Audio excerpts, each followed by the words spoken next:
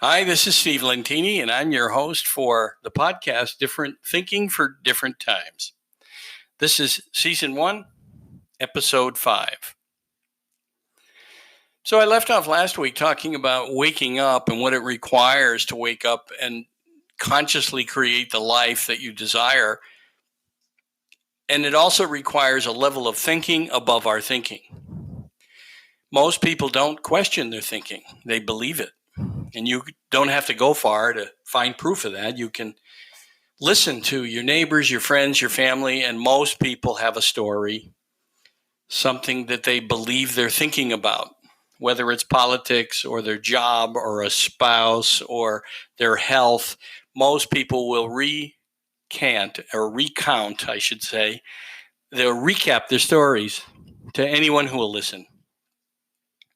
And what we've got to do in life, and you have to experiment with this yourself, don't take my word for it, is to begin to develop a level of thinking above your thinking. And here's what that means. Start to record and notice where you want to react, where you want to lash out. Your immediate response, your automatic response is anger, or you're just willing to tell others a certain story about your spouse or your job or your health or whatever it is that you listen to yourself telling a story that's a complaint. It's not positive. You know what I mean. Deep down, you know what I mean. And so wherever you have a story, the thing to do is if you have a story about other people that you're telling, you have to take it to the people that can do something about it. You have to take it to your boss. You have to take it to your employees. You have to take it to your spouse. And when you do, you'll start to notice that you're less reactive. You still might have emotions where you're angry, but it would more be like this. Hey, I'm angry about something. I want to talk to you about it. Until we can fix ourselves, right? We can't begin to expect the world to be a better place to live. It begins with each of us individually. How many people do you hear have a story about their brothers or their mother or a father or sisters or a neighbor, or even about somebody in politics who got elected, or maybe it's about a child? And the thing to do is to develop a new level of thinking. Notice all those places that you want to react and come up with something new, because you can't have something new unless you change, right? Einstein said the definition of insanity is to keep doing what you're doing and expecting a different result. And most people believe they're thinking. So different thinking for different times. Humanity, we all want something different in the world. We want there to be peace in the world. We want people to stop fighting. We want there to be less anger. And maybe you don't, but if you do, it has to begin with you. So record, start to notice the places that you want to react, and then become more benevolent with your thinking. Eckhart Tolle says that when you fight life, life fights you. So instead of fighting what shows up, you could relax gently and say, okay, so this must be the plan today. I must have to deal with this. Because if it shows up, typically nothing's out of order in a universe. It's really meant for us to address it. To relax, let go, and address what shows up. If you're having difficulty at work or you're having financial difficulties and they continue to repeat, it's the universe working to help you rise above it with new thinking. Because what you resist in the universe persists. So what that means is, if you're frustrated about your finances and it's gone on for a long time, that frustration is actually a gift for you to surrender to a whole new path. Maybe it's budgeting. Maybe it's learning to live on cash. Maybe it's generating extra income if you own a business. But nothing shows up as wasted in the universe. Nothing. And most of us would prefer to rail against it. Tell others a story. Instead of saying, wow, okay, so this is pointing me to something new. I have to address it. I have to change. And that's what different thinking for different times is. That's what this podcast is all about. You don't have to look far for advice from people about different thinking. There's all kinds of books, self-help books, personal growth books.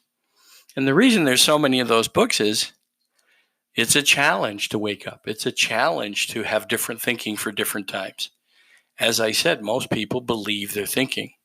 So that's the place to begin. Begin to think about what Osho said. Instead of having an answer, he says your answer's questioned, right? Instead of having an answer, begin to think about how you can change all of the things that you have simply just reacted to the same way all your life to this point, and you're expecting a different result.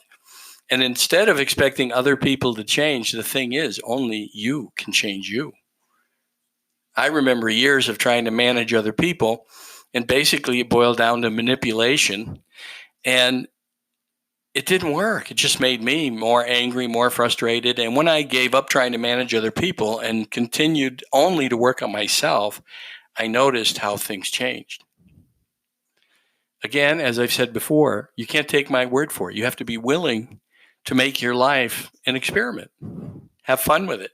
Start to notice where you want to react, where you get tense. Is it traffic? Is it somebody cutting you off? You mean you haven't ever cut anybody off by accident, trying to squeeze in at the last minute? Maybe you thought, oh, wait, I got to get off here on the highway. And then people were beeping at you and giving you the number one salute. So, to begin the journey of waking up begins with noticing your default patterns, noticing who bugs you, noticing what bugs you, and beginning to relax a little bit with it and look at why is it bugging you? Why does it upset you?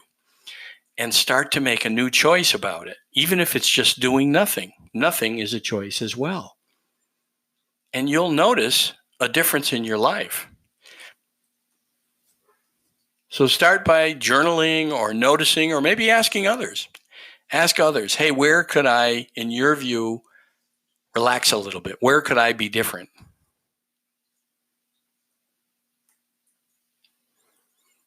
When it comes to unlearning things, part of waking up is unlearning everything we've been taught.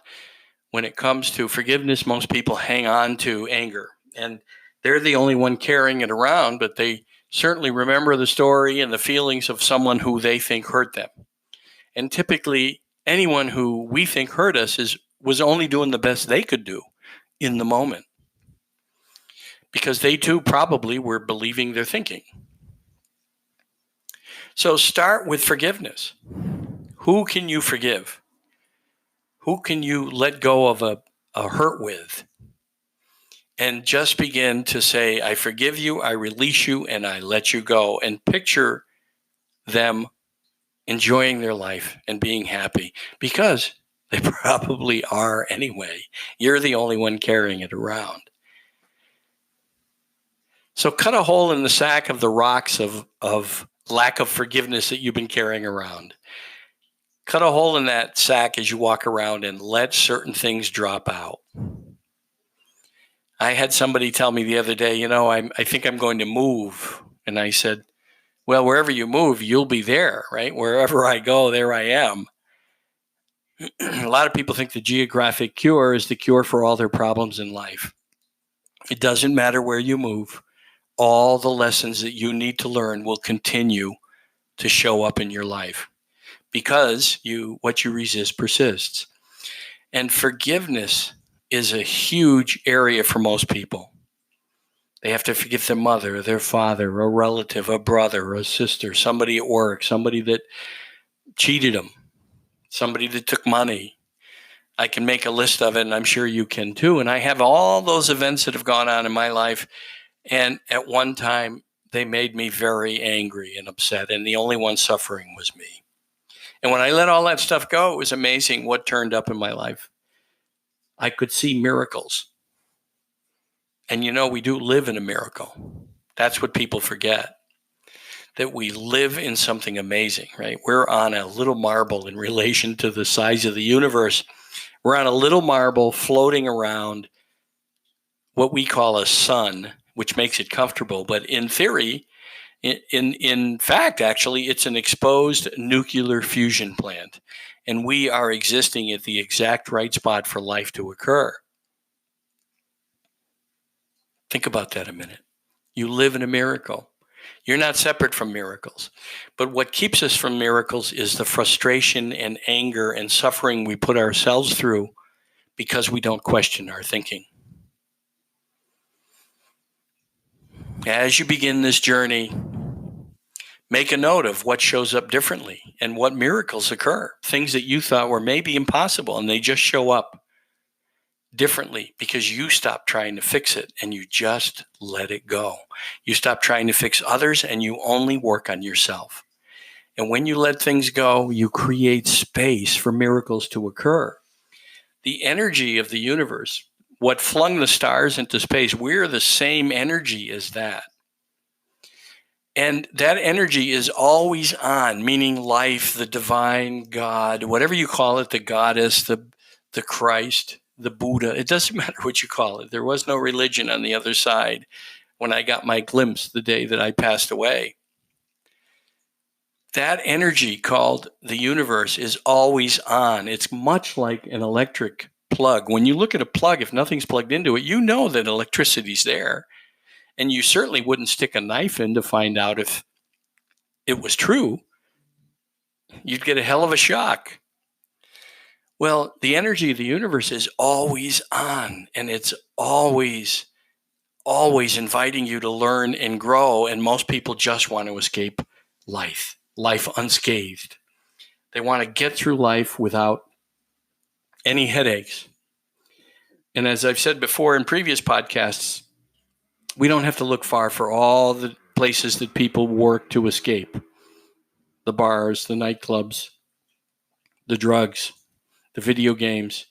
People get locked into them. Binge watching TV. We get locked into things, and it's all part of an escape. And I've certainly done binge watching and certainly had my years of Friday night. Friday night with others, sharing our laments. And it didn't change a thing. And when I started this journey of self-awareness and waking up, the gift that I got from all those nightmares I had, recognizing one day, wait, the power that it took me to wake up in my nightmares, the force of will that it took is the same force of will that it takes for us to be disciplined and live what I call a lucid life, lucid dreaming, like jumping into a dream, which you can do, experiment with it. You can jump into a dream. Google lucid dreaming. And it's a great way to teach yourself how to live life lucidly, consciously, creating and manifesting what it is you want. And there's a lot of work. It's a staircase. It's a journey. There's no destination. There's not a place that you will arrive and discover one day your life is perfect. And that's different thinking for different times, because most people are trying to find nirvana. They're trying to find perfection. One thing I've learned is don't let perfection get in the way of good. Keep working on yourself. Start with forgiveness. Next week, we'll talk about one of the other steps towards waking up. Every Thursday, look for it. Different thinking for different times. I'm your host, Steve Lentini. You can reach out to me anytime, steve@stevelentini.com. That's Steve@Steve, L-E-N-T as in Tom, I-N-I.com. You can email me, and I'm glad to help you along the way. If you'd like a copy of my Wake Up Workbook and follow along with what I'm doing here in the podcast, just email me, and a copy of the book is $19.95. It's a workbook. All right. Until next Thursday, Steve Lentini signing off. Thank you.